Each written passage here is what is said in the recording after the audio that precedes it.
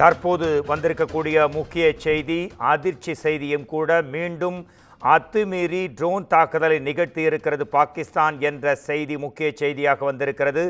ஜம்மு காஷ்மீர் மாநிலத்தின் சம்பா பகுதியில் இந்த ட்ரோன் தாக்குதல் நிகழ்த்தப்பட்டிருக்கிறது. சண்டை முடிவுக்கு வந்ததாக நிம்மதி பெருமூச்சு விட்ட அப்பகுதி மக்கள் மீண்டும் தங்களின் தூக்கத்தை கலைக்கின்றனர்.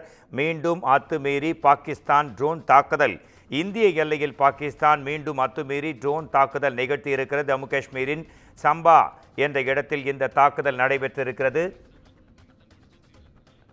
மீண்டும் அத்துமீறி ட்ரோன் தாக்குதல் நிகழ்த்தப்பட்டிருக்கிறது. இதை நிகழ்த்தியது பாகிஸ்தானா என்ற கேள்வியும் தற்போது எழுந்திருக்கிறது. அதிகாரப்பூர்வமாக இன்னும் அறிவிக்கப்படவில்லை. ஆனால் ட்ரோன் தாக்குதல் தற்போது சம்பா பகுதி ஜம்மு காஷ்மீரில் நடைபெற்று கொண்டிருப்பதை நீங்கள் பார்க்கிறீர்கள். இந்திய எல்லையில் பாகிஸ்தான் மீண்டும் அத்துமீறி ட்ரோன் தாக்குதல் நிகழ்த்தியிருக்கிறதா என்ற அதிகாரப்பூர்வமற்ற செய்தி ஒன்று தற்போது ட்ரோன் தாக்குதல் நிகழ்த்தப்பட்டிருக்கிறது.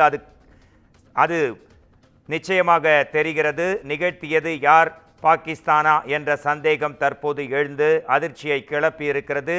நிம்மதி பெருமூச்சு விட்ட அப்பகுதி மக்கள் மீண்டும் தங்கள் தூக்கத்தை கலைத்திருக்கிறார்கள்.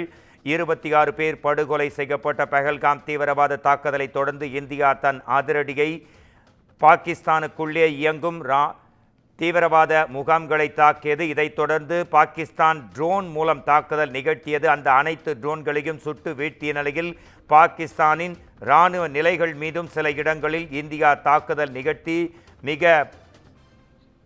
அந்த சண்டை தற்போது நிறுத்தத்திற்கு இன்று வந்ததைத் தொடர்ந்து பிரதமர் நரேந்திர மோடி உரை நிகழ்த்திய சில மணி நேரத்தில் மீண்டும் அத்துமீறி ட்ரோன் தாக்குதல் சம்பா பகுதியில் நிகழ்த்தப்பட்டிருக்கிறது.